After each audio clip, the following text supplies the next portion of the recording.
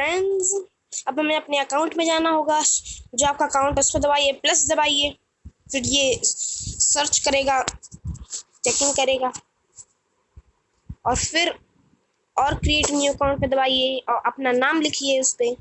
जो मेरा नाम है वो मैं लिख रहा हूँ।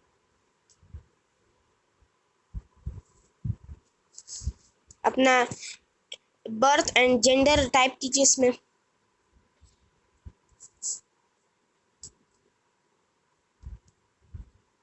और नेक्स्ट दबाइए, फिर अपना कोई भी नया जीमेल डालिए।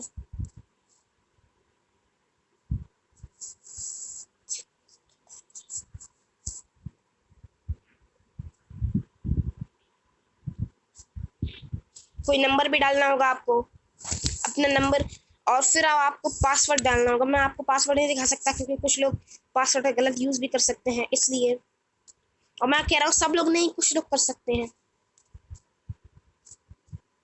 और अब आपको अपने अकाउंट पे जाना होगा और जो आपने अकाउंट बनाया है उस पर क्लिक कीजिए। फिर आपका ये सर्च होगा और फिर खुल जाएगा। और कभी कभी how satisfied you are for YouTube भी आ सकता है, तो उसे आप जो चाहें आप वो कर सकते हैं। अब आप अपने अकाउंट पे जाइए और माई चैनल पे क्लिक कीजिए।